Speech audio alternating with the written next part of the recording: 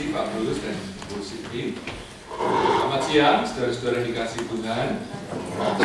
Hari ini gereja-gereja Tuhan di seluruh dunia memperingati, tahu apa? Hari Pentakosta, ya, hari dicurahkannya Roh Kudus atas murid-murid Tuhan. Sebab itu firman Tuhan siang hari ini akan berfokus kepada siapakah Roh Kudus itu dan apa saja karya Roh Kudus di dalam kehidupan orang percaya. Mari kita membaca Kisah Para Rasul pasal kedua. Kisah Para Rasul pasal yang kedua. Kita baca ayat 1 sampai 21. Saya akan membaca ayat-ayat yang ganjil. Saya persilakan saudara-saudara untuk membaca ayat-ayat yang genap. Kisah Para Rasul pasal kedua ayat 1 sampai 21. Kita baca bertanggapan. Saya membaca ayat-ayat yang ganjil. Saya persilahkan saudara-saudara membaca ayat-ayat yang genap. Ketika tiba hari Pentakosta, semua orang percaya berkumpul di satu tempat.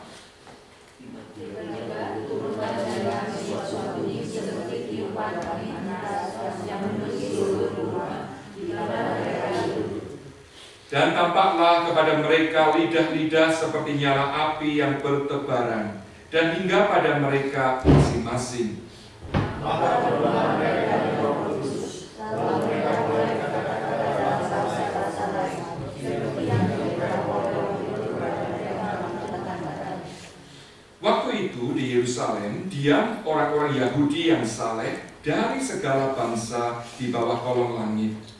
Ketika penduduk itu berkumpul banyak, mereka diminta mereka masing-masing mendengar sesuatu kata-kata dalam bahasa mereka sendiri. Mereka semua tercengang-cengang dan heran, lalu berkata, bukankah mereka semua yang berkata-kata itu orang Galilea? Bagaimana mungkin kita masing-masing mendengar kata-kata bahasa kita sendiri, yaitu bahasa yang kita orang Partia, Media, Elam, penduduk Mesopotamia, Yudea dan Kapadokia, Pontus dan Asia.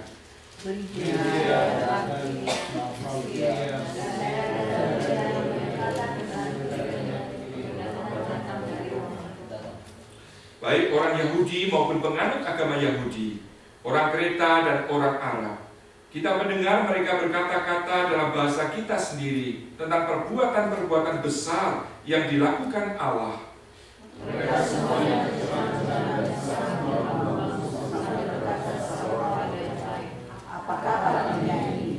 tetapi orang lain menyindir. Mereka sedang mabuk oleh anggur manis. Ayat 14 bersama. Maka batu-batu Yesus ini sebelas rasul. Hai kamu orang Yahudi dan kamu semua yang tinggal di Yerusalem, ketahuilah dan camkanlah perkataan ini. Orang-orang ini tidak mabuk seperti yang kamu sangka, karena hari baru pukul 9.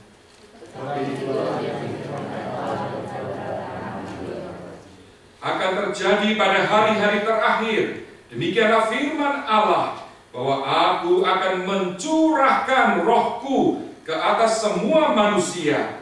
Maka anak-anakmu laki-laki dan perempuan akan bernubuat, dan teruna-terunamu akan mendapat penglihatan-penglihatan, dan orang-orangmu yang tua akan mendapat mimpi. Juga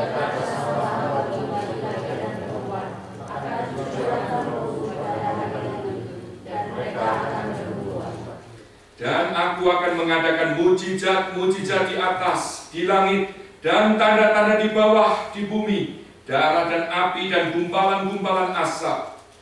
Maka ia akan berubah menjadi lampu hitam dan bulan menjadi darah dan barang siapa yang berseru kepada nama Tuhan akan diselamatkan. Mari kita berdoa. Bapa, firman-Mu baru saja kami baca, kami mohon Engkau urapi kami sekalian, baik hamba-Mu yang menyampaikan maupun jemaat-Mu yang mendengarkannya. Tolong firman-Mu tidak akan berlalu begitu saja. Tolong Kau siapkan hati setiap kami. Tolong bantu kami untuk berkonsentrasi. Buka hati dan pikiran kami untuk mengerti kebenaran-Mu. Dan lebih daripada itu, kami semua dikuatkan, dibangun, dihibur, diajar, dibimbing, dan terus diperbarui oleh firman-Mu. Berkati jam ini ya Bapa, bekerjalah dengan leluasa ya Roh Kudus di tengah-tengah kami, baik di ruangan ini, di English Sanctuary, di kelas-kelas sekolah minggu maupun di gereja-gereja Tuhan, di mana-mana firman-Mu sedang diberitakan. Terima kasih ya Bapa, di dalam nama Tuhan kami Yesus Kristus kami berdoa. Amin. Saudara-saudara, siapakah itu Roh Kudus? Saudara, sejak abad 1 dan 2, Gnostik mengajarkan bahwa Roh Kudus hanya sekedar pancaran atau radiasi. Kemudian pada abad ke-14, seseorang bernama Arius yang terpengaruh oleh ajaran Gnostik, dia mengajarkan bahwa Roh Kudus itu sekedar tenaga atau pengaruh yang tidak berpribadi. Saudara, membangkitkan kembali ajaran Arius di abad ke-19, timbul aliran-aliran kultus yang merendahkan pribadi Roh Kudus. Dan ini dirintis misalnya oleh saksi-saksi Yehova. Saudara, di dalam ajaran saksi Yehova misalnya, mereka tidak memandang Roh Kudus itu sebagai pribadi, apalagi sebagai bagian dari Allah Tritunggal. Mereka mengajarkan bahwa Roh Kudus itu hanya sekedar tenaga aktif saja. Ya. Kemudian juga ada gerakan nama suci, saudara, di mana pengajarannya mirip. Ada prinsipnya Roh Kudus tidak berpribadi, bukan termasuk bagian dari Allah Tritunggal. Bahkan sampai hari ini ada juga yang mempercayai bahwa Roh Kudus itu sekedar sebagai tenaga batin Allah yang mirip dengan Qi, ya, di dalam ajaran Taoisme. Atau saudara, Roh Kudus disamakan dengan Kundalini atau tenaga prana di dalam mistik Hindu. Saudara, itulah berbagai macam pemahaman tentang Roh Kudus mulai dari abad awal sampai abad ke-20, ya. Nah, kita bersyukur karena di akhir abad 19 atau awal abad 20 Tuhan membangkitkan gerakan apa? Pentakosta. Ya, kalau di Indonesia Pantekosta. Somehow sebetulnya itu kurang cocok ya, yang betul itu penta ya. Lalu di pertengahan abad 20 muncul gerakan apa? Karismatik, saudara. Nah, gerakan Pentakosta dan karismatik, meskipun saudara kemudian ada ekses ya, kalau kita mempelajari sejarahnya, mereka mulai agak menyimpang gitu dengan prinsip Alkitab. Kenapa? Misalnya mereka mengajarkan tentang bahasa roh itu mutlak dimiliki oleh semua orang Kristen, atau ajaran bahwa pengalaman spiritual itu harus dipercayai bahkan lebih dari kesaksian Alkitab, sehingga pengalaman kesaksian itu seakan-akan lebih meyakinkan daripada kesaksian Alkitab. Namun demikian, lepas dari itu semua, kita melihat bahwa Tuhan membangkitkan gerakan Pentakosta maupun gereja karismatik ini untuk memulihkan satu konsep yang benar tentang siapakah Roh Kudus. Ya, di mana saudara kembali kepada ajaran Alkitab, kita melihat bahwa Roh Kudus itu suatu pribadi. Roh Kudus bukan sekedar kuasa atau kekuatan atau tenaga prana seperti itu, tapi Roh Kudus adalah pribadi. Saudara, kita akan cepat melihat beberapa bagian. Kalau saudara mau sekedar catat, it's okay, karena ada cukup banyak yang menjadi referensi ayat kita. Kita melihat di seluruh Alkitab, Roh Kudus selalu digambarkan atau dijelaskan sebagai sesuatu pribadi. Ya, kita melihat Roh Kudus punya pikiran, intelijensia dan pengetahuan. Roma 8 ayat 27, 1 Korintus 2 ayat 11. Ia juga punya kehendak, saudara. 1 Korintus 12 ayat 1. Roh Kudus juga menunjukkan cinta dan kasih sayang. Roma 15 ayat 30. Ia juga berbicara kepada seseorang, kepada Filipus misalnya, kisah 8:29. Ia juga memberi perintah kepada Petrus, kisah 11 ayat 12. Ia menyuruh jemaat mengkhususkan Paulus dan Barnabas untuk tugas pelayanan yang kepadanya mereka telah dipanggil. Sudah bisa baca ini di kisah 13. Juga pada satu kesempatan yang melarang Paulus berbicara di provinsi Asia, ya. Kisah 16 ayat 6 dan 7. Ia juga berbicara kepada jemaat. Sudah bisa baca di Wahyu pasal 2. Saudara, kita juga melihat misalnya di Efesus pasal 4 ayat 3. Ada yang tahu tentang apa ini ayat ini? Supaya kita tidak mendukakan Roh Kudus, ya, atau jangan menghujat, menghina Roh Kudus. Matius 12, Ibrani pasal 10. Jangan membohongi Roh Kudus, atau jangan mencobai Roh Kudus. Kisah pasal 5 ayat 9. Saudara, ayat-ayat tadi itu cukup bagi kita untuk menjelaskan bahwa Roh Kudus itu berpribadi. Karena kalau Roh Kudus itu cuma sekedar tenaga atau pancaran sinar begitu, Roh Kudus tidak akan punya emosi. Roh Kudus tidak akan punya kemauan atau berpikir, ya. Sebab tidak ada tenaga tak berpribadi seperti cahaya atau listrik yang menunjukkan rasa kesedihan ataupun juga cinta kasih seperti yang Roh Kudus miliki. Jadi saudara, secara cepat kita melihat bagaimana pernyataan Alkitab menyatakan dengan jelas Roh Kudus itu pribadi, ya, punya kehendak, punya kemauan, punya keputusan, punya karya. Kalau tidak berpribadi, tidak bisa melakukan itu. Lebih daripada itu, Roh Kudus itu merupakan pribadi yang ketiga dari Allah Tritunggal. Yang pertama siapa? Bapa, kemudian Putra dan Roh Kudus. Bagaimana kita bisa tahu bahwa Roh Kudus itu juga Allah? Kembali lagi ke Alkitab, karena sering seperti saya katakan, yang menjadi standar iman, kebenaran, kehidupan kita adalah firman Tuhan, bukan filsafat, bukan pendapat pribadi. Apa yang Alkitab saksikan? Saudara, coba kita baca Mazmur 139 misalnya. Di sini kita melihat bahwa Roh Kudus ternyata juga memiliki satu sifat yang hanya dimiliki oleh Allah sendiri. Mazmur 139.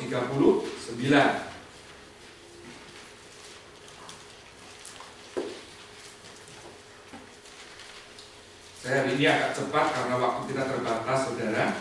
Jadi saya mohon saudara bisa berkonsentrasi. Mazmur 139 ayat 7 dan 8. Kemana aku dapat pergi menjauhi Roh-Mu? Kemana aku dapat lari dari hadapan-Mu? Jika aku mendaki ke langit, Engkau di sana. Jika aku menaruh tempat tidurku di dunia orang mati, di situ pun Engkau berada, ya. Jika aku terbang dengan sayap fajar dan membuat kediaman di ujung laut, juga di sana tangan-Mu akan menuntun aku dan tangan kanan-Mu memegang aku. Ini dengan kata lain menunjukkan sifat apa? Kemahahadiran Roh Kudus. Saudara, siapa yang bisa hadir di segala tempat, di setiap waktu? Hanya Allah, saudara. Jadi Roh Kudus siapa? Roh Kudus adalah Allah. Kita lihat 1 Korintus 2 ayat 10 dan 11. 1 Korintus 2 ayat 10 dan 11. Karena kepada kita Allah telah menyatakannya oleh siapa? Roh. Siapa Roh di sini? Roh Kudus. Sebab Roh menyelidiki segala sesuatu, bahkan hal-hal yang tersembunyi dalam diri Allah. Siapa gerangan di antara manusia yang tahu apa yang terdapat di dalam diri manusia selain roh manusia sendiri yang ada di dalam dia? Demikian pula lah tidak ada orang yang tahu apa yang terdapat di dalam diri Allah selain roh Allah. Di sini menunjuk apa? Sifat kemahatauan dari Roh Kudus. Siapa yang maha tahu? Hanya Allah. Berarti Roh Kudus adalah Allah. Kita lihat Kisah Para Rasul pasal 5 sekarang. Kisah Rasul pasal 5, kita baca ayat ketiga dan keempat.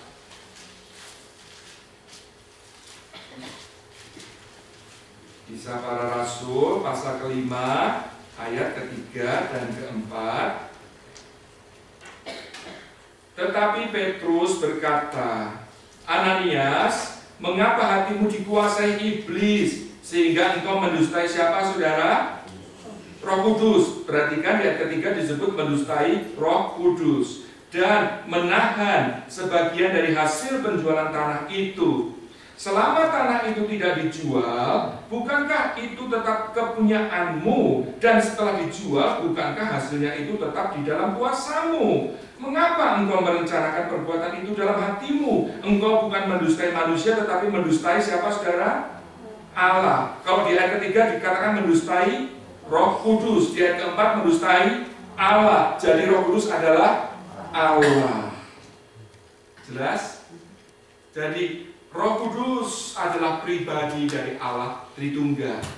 Sekarang saya mau tanya, lebih tinggi Allah Bapa, Putra, atau Roh Kudus? Mana yang lebih tinggi kedudukannya? Ya. Kalau di Saksi Yehova, saudara, mereka tidak percaya Roh Kudus itu pribadi Allah. Mereka percaya Allah Bapa dan Yesus itu Roh, tapi yang lebih tinggi Allah Bapa. Ya. Itu makanya Saksi Yehova tidak masuk dalam kategori denominasi, tapi masuk kategori apa? Bidah, ya, karena pengajarannya sudah menyimpang sekali dari Alkitab. Nah, Alkitab juga menyatakan dengan jelas bahwa Roh Kudus kedudukannya sama dengan Allah Bapa dan Putra. Salah satu contoh, saudara, ketiganya disebut, yang menyebut siapa? Bukan para rasul, Yesus sendiri yang menyebutkannya. Tiga-tiganya disebutkan. Mari kita buka Matius 28. Matius 28.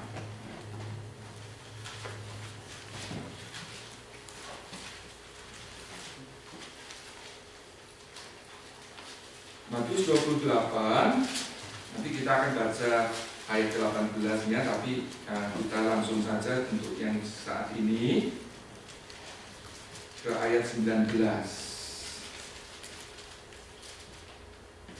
Matius 28 ayat 19. Karena itu pergilah, jadikanlah semua bangsa muridku, dan baptislah mereka dalam nama Bapa dan Anak dan Roh Kudus. Ketiganya disebutkan di sini. Tiga pribadi dari Allah Tritunggal. Nah, saudara-saudara, kita melihat bahwa sebelum Yesus naik ke surga, ya. Jadi berapa hari setelah Yesus bangkit dia naik ke surga? 40 hari, ya. Selama 40 hari Yesus masih menjumpai murid-muridnya, menampakkan diri kepada murid-muridnya. Nah, sebelum dia naik ke surga, dia memberi pesan supaya murid-muridnya jangan meninggalkan Yerusalem. Kenapa? Karena Roh Kudus akan dicurahkan kepada mereka. Nah, apa yang terjadi kalau Roh Kudus dicurahkan atas mereka? Kita baca Kisah 1 ayat 8. Kisah Para Rasul 1 ayat 8.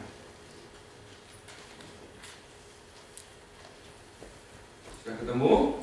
Tetapi kamu akan menerima kuasa kalau Roh Kudus turun ke atas kamu, dan kamu akan menjadi saksiku di Yerusalem dan di seluruh Yudea dan Samaria dan sampai ke ujung bumi.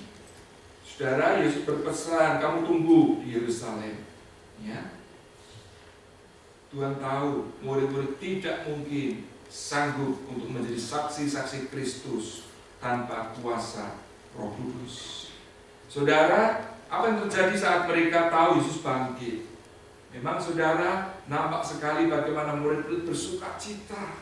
Tadinya mereka pikir, aduh, tiwas kita give up our job. Mereka sudah tinggalkan pekerjaannya, mereka pikir mau terus bersama dengan Yesus, melayani kerajaan Allah bersama dengan Yesus. Yesus mati, saudara. Mereka sempat itu kecewa, mereka sedih, mereka bahkan hampir kehilangan harapan. Tapi ternyata Yesus bangkit, saudara. Mereka bersuka cita, ternyata Yesus hidup. Namun demikian, karena Yesus tidak lagi mendampingi seperti mereka dulu, ya. Jadi selama 40 hari itu apa yang terjadi? Yesus hanya kadang-kadang saja menjumpai mereka.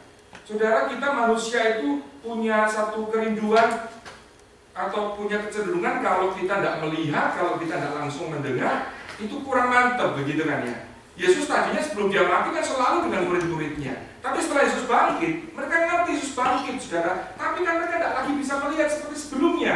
Hanya kadang-kadang saja Yesus tiba-tiba menampakkan diri. Sehingga apa? Nampak bahwa walaupun Yesus bangkit, mereka masih kadang ada keraguan, kadang ada rasa takut, kadang ada rasa sedih. Sehingga saudara kalau kita baca di Yohanes pasal 21, apa yang murid-murid lakukan? Mereka berkumpul di tepi pantai. Lalu Petrus bilang apa? Aku mau menangkap ikan. Nah, sudah tidak jelas kenapa. Mungkin karena waktu itu mereka lapar, tidak ada makanan, mereka tidak punya uang lagi karena mereka sudah tidak bekerja sebelumnya. Atau saudara mungkin juga mereka mulai berpikir, Yesus sudah tidak ada di tengah-tengah kita, bagaimana lagi? Apa yang harus kita lakukan? Orang-orang Yahudi, para pemimpin membenci kita. Udahlah kita balik sebagai nelayan. Sehingga apa? Petrus kemudian menjadi nelayan lagi, saudara. Tapi semalaman mereka memancing, mereka menyebarkan jala, tidak dapat ikan apa-apa. Baru besok paginya, tiba-tiba ada suara dari pinggir pantai bilang, tebarkan jalamu. Mereka tadinya tidak sadar, ternyata yang ngomong siapa? Yesus, saudara. Nah, mereka tebarkan jalannya, dapat ikan banyak. Di situ kita melihat bahwa walaupun Yesus sudah bangkit, mereka masih ada kebimbangan, saudara. Bahkan kita kembali Matius 28 tadi, ini yang menarik, saudara.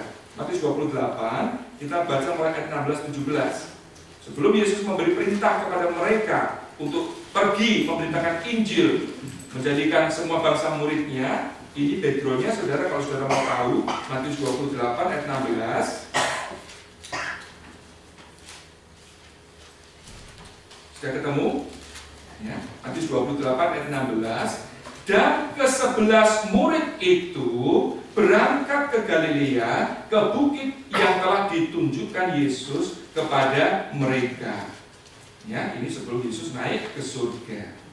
Lalu 11 murid itu di ayat 17 dikatakan, ketika melihat dia, mereka menyembahnya. Tetapi apa, saudara? Beberapa orang ragu. Jadi ternyata di antara 11 murid itu, saudara, yang walaupun sudah melihat Yesus bangkit, tapi ketika terakhir kali sebelum Yesus naik ke surga, mereka melihat Yesus di bukit itu, saudara, mau menyembah itu ragu-ragu. Dan tidak disebutkan kenapa ragu-ragu. Mungkin, saudara, mereka pikir ini benar nggak Yesus ya? Atau mereka bingung, saudara. Jadi, saudara, disinilah kita melihat kenapa Roh Kudus itu begitu vital, begitu penting untuk dimiliki oleh murid-murid Yesus. Karena kebangkitan saja rupanya belum cukup meyakinkan murid-murid, belum cukup memberi keberanian, belum cukup memberikan kemantapan kepada mereka untuk menyembah Yesus, untuk menjalankan amanat agung. Nah, saudara, Kisah 1 ayat 8 tadi, puji Tuhan, Yesus yang tahu kondisi murid-muridnya, dia berpesan gimana? Kamu akan menerima kuasa kalau Roh Kudus turun ke atas kamu. Yang menarik, kata kuasa di sini di dalam bahasa aslinya itu apa? Dunamis. Ini mirip dengan kata yang kita kenal hari ini apa? Dinamit. Apa itu dinamit? Ya, sesuatu yang bisa meledakkan, saudara. Batu yang dengan tangan kita sendiri, ya walaupun black belt sekalipun, ya Bruce Lee sekalipun, tidak bisa memecahkan batu itu. Tapi pakai dinamit, saudara, explode, batu itu bisa hancur. Nah, saudara, kata dinamit itu diambil dari kata yang pada awalnya dipakai untuk melukiskan kuasa yang Roh Kudus berikan kepada murid-muridnya. Kamu akan menerima apa? Kuasa, dunamis, kalau Roh Kudus turun ke atas kamu. Nah, secara definisi, saudara, menurut King James Version New Testament Greek Lexicon, itu dunamis bisa diartikan strength, power, ability, ya, untuk melakukan sesuatu. Nah, saudara, di dalam Alkitab King James, kata dunamis ini yang menghitung itu digunakan sebanyak 120 kali. Di dalam terjemahan ke bahasa Inggris bisa diterjemahkan menjadi power mighty work, strength, miracle, might, virtue, maupun juga mighty. Saudara, Roh Kudus diperlukan oleh murid-murid Kristus. Karena dengan kekuatan mereka sendiri, walaupun sudah dididik selama 3,5 tahun, walaupun mereka sudah tahu dan percaya bahwa Yesus itu bangkit, tapi mereka belum cukup berani, mereka belum cukup mampu untuk menjadi saksi Kristus. Nah, janji itu, saudara, digenapi kapan? Pada waktu hari Pentakosta. Saudara, di Perjanjian Lama, ya, Pentakosta itu merupakan salah satu hari raya yang diperingati oleh orang Yahudi. Itulah sebabnya tadi di bacaan kita, Kisah Para Rasul pasal 2, diceritakan bagaimana pada hari itu orang-orang Yahudi dari segala tempat sedang berkumpul di mana? Yerusalem, karena hari itu adalah hari Pentakosta, saudara. Nah, bagi orang Yahudi, hari Pentakosta itu merupakan peringatan akan apa itu? Harvest Festival, ya, atau disebut Shavuot.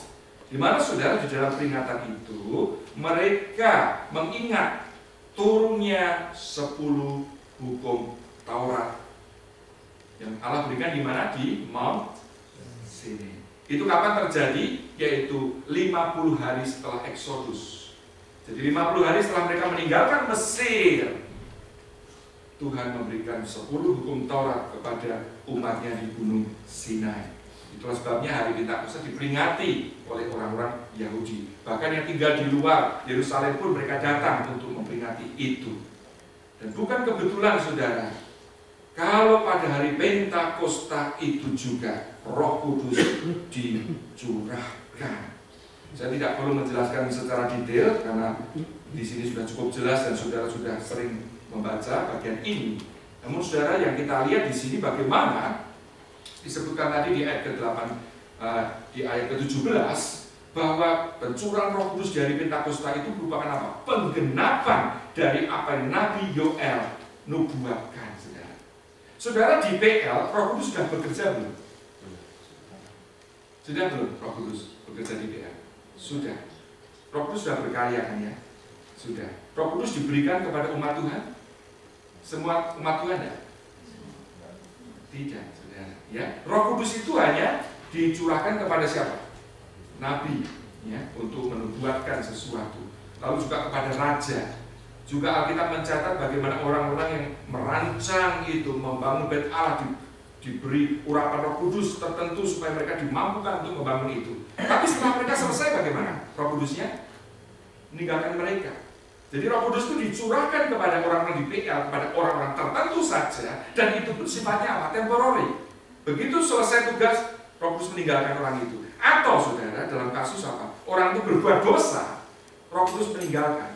Makanya waktu Daud itu jatuh dalam dosa, saudara, di Mazmur 51, doa dia itu begitu serius, saudara. Dia bilang apa? Jangan kiranya rohmu berpaling dari padaku. Karena dia sadar, saudara, Roh Kudus itu tidak lagi bisa tinggal di dalam dirinya kalau dia jatuh di dalam dosa. Nah, saudara, di hari Pentakosta itu disebutkan tadi, saya baca lagi ya, ayat 17, akan terjadi pada hari-hari terakhir. Demikianlah firman Allah, bahwa aku akan mencurahkan rohku atas siapa? Semua manusia. Ya, maka anak-anakmu laki-laki dan perempuan akan bernubuat, dan teruna-terunamu akan mendapat penglihatan-penglihatan, dan orang-orangmu yang tua akan mendapat mimpi. Saudara, saat hari Pentakosta itu Roh Kudus dikaruniakan kepada semua orang percaya, saudara.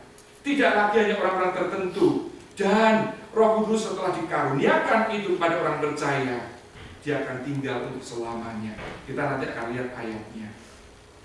Yang menarik tadi, kalau kita baca Kisah Para Rasul pasal kedua, ketika Roh Kudus dicurahkan itu, murid-murid melihat apa?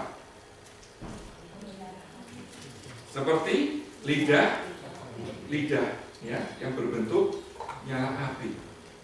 Saudara pernah berpikir enggak, kenapa ya kok bentuknya lidah? Kok enggak api unggun gitu ya? Curahkan, wah, terang benderang gitu. Saudara, paling tidak ada dua hal yang saya renungkan di sini. Saudara, kita itu cenderung ya ingin melihat, ya, ingin tahu, betul tidak itu? Nah, saudara ingat, ini merupakan era Pentakosta yang baru. Kalau di BL memperingati turunnya hukum Taurat, di sini yang terjadi apa? Memperingati era baru di mana Roh Kudus tadi dicurahkan kepada semua manusia. Jadi saudara, ini satu momen ya yang baru, saudara. Nah, Tuhan mengizinkan satu peristiwa yang membuka era baru ini dengan satu hal yang murid-murid bisa langsung lihat begitu. Oh, inilah permulaan yang baru. Nah, makanya saudara, setelah peristiwa Pentakosta ini, apakah murid-murid para rasul dan kita orang percaya ketika kita menerima Roh Kudus lihat lidah-lidah api lagi? Tidak, saudara. Ya, karena ini hanya sebagai simbol itu. Roh Kudus pada hari itu dicurahkan kepada umat manusia. Yang kedua, saudara, kenapa berbentuk lidah-lidah? Ingat, ketika murid-murid itu menerima Roh Kudus, itu dalam rangka untuk apa? Menjadi saksi, ya, menjadi saksi-saksi Kristus. Jadi ini seperti lidah-lidah Roh Kudus, bukan lidah mereka sendiri. Sejak peristiwa itu, ya, mereka harus tahu bahwa lidah mereka ini diurapi karena Roh Kudus sudah dicurahkan kepada mereka. Jadi kalau mereka berhasil, itu karena apa? Karya Roh Kudus. Nah, di sini kita melihat salah satu hal yang juga seringkali kita masih dengar, saudara, ada orang berbicara apa? Bahasa lidah, gitu kan ya? Saudara, kalau saudara teliti di sini ada enggak istilah bahasa lidah? Tidak ada, ya. Jadi bahasa lidah itu bukan dari Alkitab dalam arti istilah itu, saudara. Yang ada itu tadi apa? Lidah-lidah seperti nyala api. Nah, cuman ya, karena kemudian kan murid-murid ini bisa langsung, yang orang Yahudi tiba-tiba bisa berbahasa Arab, bisa berbahasa Parsi, padahal mereka tadinya nggak pernah belajar bahasa itu. Nah, mungkin orang Kristen kurang teliti, mereka menyebut oh itu bahasa lidah begitu. Padahal istilah itu tidak ada di Alkitab. Ya. Nah, saudara, kita lihat di sini bahwa era baru di mana Roh Kudus dicurahkan kepada manusia itu dimulai. Dan kita lihat itu bagaimana karya Roh Kudus dalam kehidupan orang percaya. Saudara, kalau tadi murid-murid masih ragu-ragu, mereka masih ada rasa takut sudah untuk memberitakan Injil. Jadi setelah peristiwa ini, saudara, sudah bisa baca di Kisah Rasul pasal ke-5. Mereka ada keberanian, saudara, untuk memberitakan Injil. Bahkan sudah dimasukkan penjara, diancam mau dibunuh. Jawaban mereka apa? Kita baca Kisah 5. Kisah Rasul pasal 5 ayat 27-29. Mereka membawa keduanya dan menghadapkan mereka kepada mahkamah agama. Imam besar mulai menanyai mereka, katanya, dengan keras kami melarang kamu mengajar dalam nama itu. Namun ternyata kamu telah memenuhi Yerusalem dengan ajaranmu dan kamu hendak menanggungkan darah orang itu kepada kami. Tetapi Petrus dan rasul-rasul itu menjawab, katanya, kita harus lebih taat kepada Allah daripada kepada manusia. Tadinya mereka takut, saudara. Sekarang diancam pun mereka bilang, sorry, tidak bisa. Engkau melarang, walaupun engkau imam besar, walaupun engkau anggota mahkamah agama, kalau apa yang kamu larang tidak sesuai dengan apa yang Allah kehendaki, sorry, kami tidak bisa memberi kamu. Wow, saudara, ada keberanian untuk memberitakan Injil walaupun di bawah ancaman sekalipun. Bahkan kita lihat bagaimana akhirnya mereka mati sebagai martir, saudara. Apa lagi karya Roh Kudus? Kita mungkin karena waktu lihat satu hal lagi, Yohanes 14, saudara. Yohanes 14 ayat 26. Yohanes pasal 14 ayat 26. Tetapi penghibur, yaitu Roh Kudus, yang akan diutus oleh Bapa dalam namaku, dialah yang akan mengajarkan segala sesuatu kepadamu dan akan mengingatkan kamu akan semua yang telah kukatakan kepadamu. Di sini kita melihat saudara bahwa Roh Kudus itu juga disebut sebagai Roh penghibur bagi murid-murid Tuhan. Lalu juga murid itu yang sudah diajar 3,5 tahun, mungkin karena kesedihan dan karena waktu mereka lupa apa yang pernah Yesus ajarkan. Maka setelah Roh Kudus datang, saudara, dikatakan oleh Tuhan Yesus, Roh Kudus akan mengingatkan mereka akan semua yang telah Yesus ajarkan kepada mereka. Itulah sebabnya catatan Injil itu, saudara, bisa dipercaya. Karena walaupun menurut dugaan tidak langsung ditulis pada 30 tahun pertama, abad pertama, tetapi walaupun ditulis katakan tahun 50, tahun 60, ingatan-ingatan dari murid-murid itu masih tetap baik. Kenapa? Karena Roh Kudus yang mengingatkan mereka akan apa yang pernah Tuhan Yesus ajarkan. Saudara, bagaimana karya Roh Kudus dalam diri kita, saudara? Saudara, paling tidak ada 3 hal yang saya mau sharekan siang ini sebelum kita akhiri. Saudara, kita pun kadang-kadang juga dalam situasi seperti para rasul. Ada keraguan, ada bimbang, ada ketakutan, ada kesedihan. Saudara, 3 hal. Yang pertama, saudara, kalau kita ingin mengalami kemenangan seperti para rasul, maka kita harus punya keyakinan yang sungguh-sungguh bahwa Roh Kudus itu sudah diam di dalam diri kita. Saudara percaya Roh Kudus diam di dalam diri saudara? Mari kita lihat secara cepat 1 Korintus 3 ayat 16.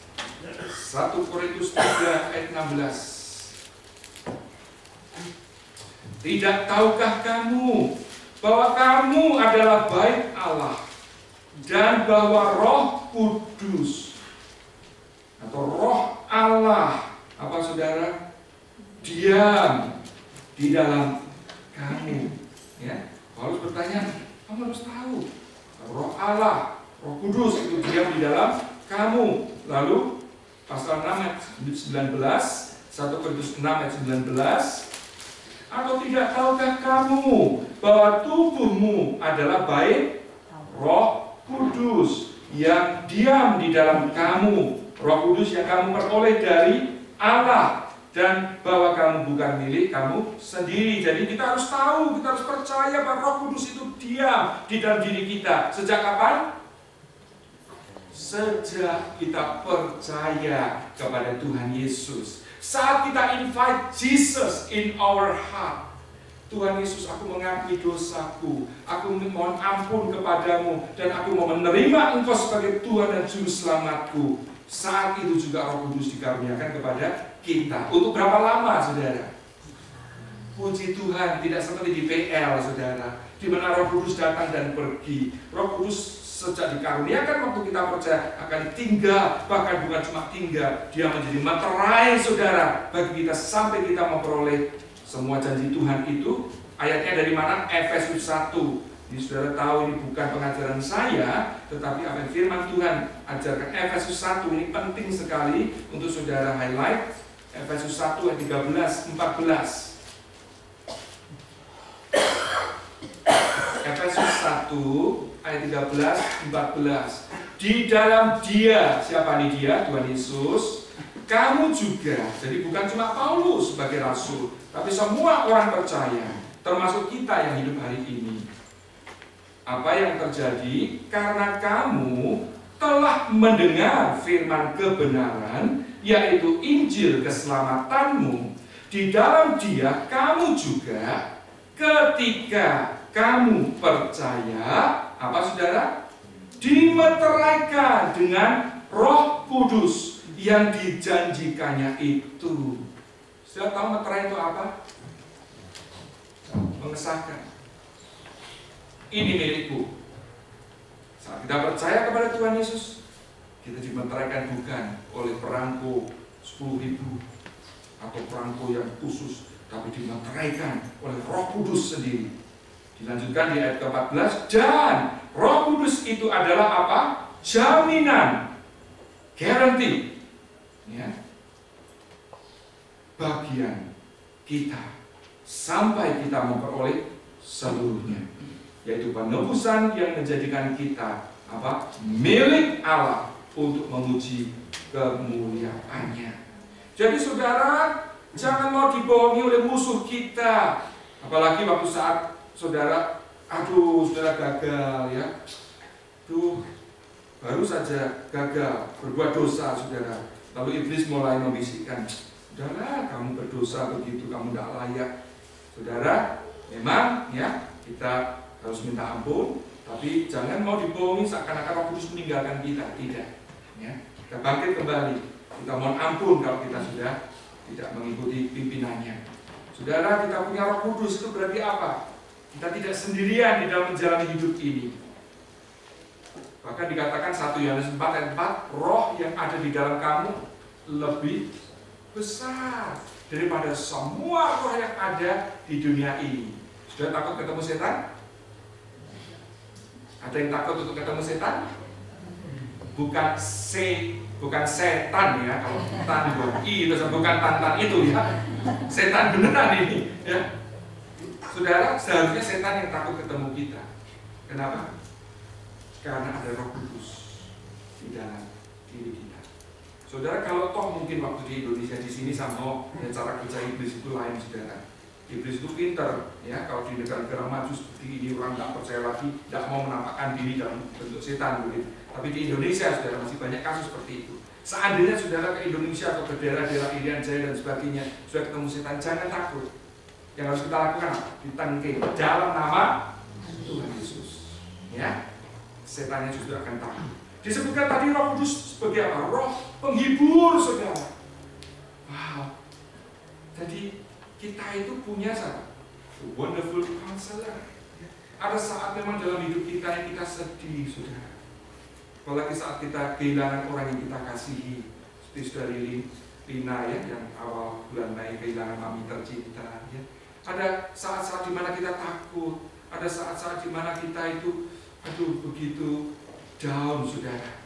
Saudara ingat, kalau tidak ada manusia, tidak ada teman, bahkan keluarga kita yang bisa menghibur kita, yang bisa mengerti sedalam-dalamnya pergumulan kita, Roh Kudus, Roh penghibur, sanggup menghibur, sanggup menguatkan, menolong kita. Dan that is for free, saudara.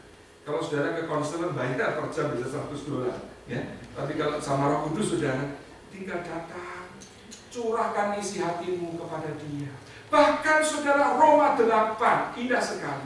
Ada saat dimana saudara tidak bisa berdoa karena pikiran ini begitu kalut, saudara begitu bingung, hati begitu berat, sehingga mau doa atau bingung mau doa apa. Dikatakan apa? Roh Kudus membantu kamu dengan ucapan-ucapan, dengan keluhan-keluhan yang tidak terucapkan. Roh Kudus itu tahu kondisi kita. Roh Kudus sanggup untuk menolong kita. Jadi yang pertama apa, saudara? Bagaimana kita bisa menang dalam hidup dan pelayanan? Kita harus belum setengah jam. Harus yakin ya, bahwa Roh Kudus diam di dalam diri kita. Ya, kalau saudara sudah percaya Yesus, saudara harus percaya juga Roh Kudus diam di dalam diri saudara. Yang kedua, saudara juga harus mau dipimpin oleh Roh Kudus. Galatia 5, mari kita baca Galatia 5. Ya mungkin ini yang terakhir, nanti selanjutnya kita lanjutkan waktu itu lagi atau kebaktian karena sudah setengah 1 lebih. Galatia 5. Galatia 5 kita baca mulai ayat 17.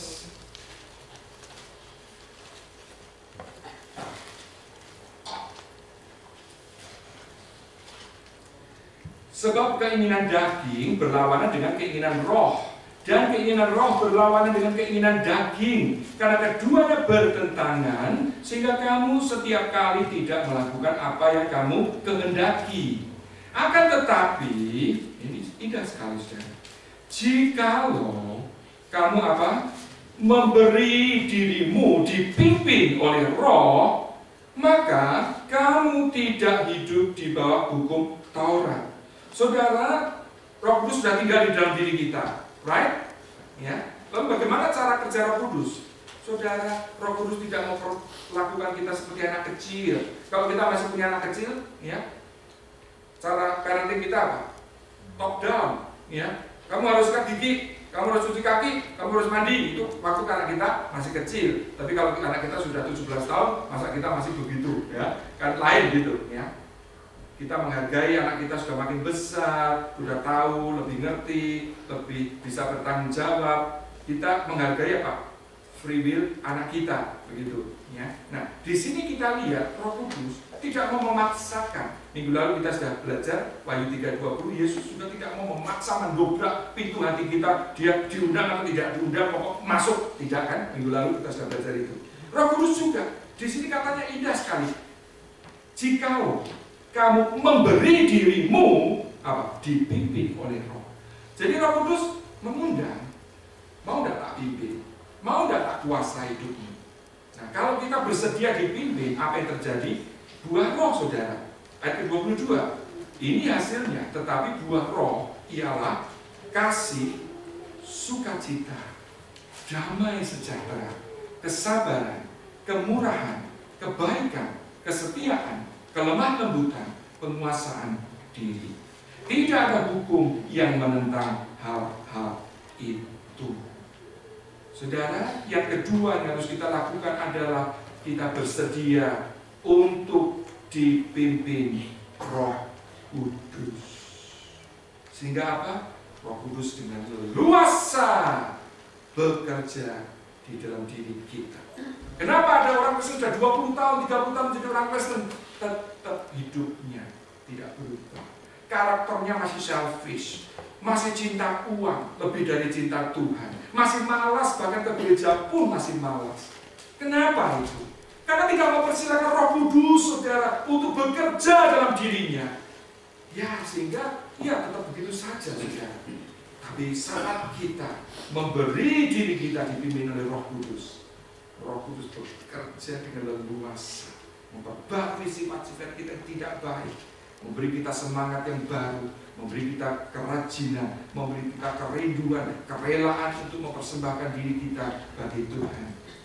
Saudara, kita perlu belajar seperti Andrew Murray, saudara, ya, yang cucunya sekarang menjadi pemain tenis terkenal. Ya. Dia bilang begini, "May not a single moment of my life be spent outside the light, love, and joy of God's presence, and not a moment without the entire surrender of myself as a vessel for Him, to feel full of His Spirit and His love." Dan saudara, kalau itu menjadi kerinduan kita, maka kita juga akan mendapatkan rahasia kemenangan atas dosa. Saudara, kita akan diberi kekuatan untuk resist temptation. Kita yang punya banyak kelemahan ini akan diberikan kekuatan baru, kuasa untuk mengalahkannya. Kita juga akan diberi keberanian, saudara, untuk bersaksi. Saudara, kadang-kadang kita mau bersaksi tapi kita apa? Rasa takut, ragu-ragu, saudara. Nah, saudara, saya mau menutup dengan satu kisah yang dialami oleh D.L. Moody, saudara. Satu kali ketika dia jalan-jalan di Chicago, dia melihat ada seorang pria sedang bersandar di tiang lampu, saudara. Lalu D.L. Moody menghampiri orang itu. Dia tanya, "Apakah kamu orang Kristen?" Orang itu marah, saudara. Orang itu bilang, "Mind your own business." Lalu dia kemudian menjawab, "I'm sorry if I have offended you, but to be very frank, that is my business." Saya ngerti? Ada satu keberanian, bukan sok-sokan, tapi Roh Kudus memberi dia keberanian untuk bisa menjawab, untuk menghadapi orang ini. Dan sejarah mencatat bagaimana D.L. Moody ini diberi keberanian, boldness dari Tuhan, keberanian yang kudus. Dia memenangkan ribuan orang bagi Kristus. Saudara, mari kita izinkan Roh Kudus bekerja dengan leluasa di dalam hidup kita, sehingga kita punya keberanian untuk bersaksi, untuk melayani. Kita punya juga kekuatan, kita juga mengalami satu kehidupan yang terus diperbarui oleh Tuhan. Mari kita berdoa.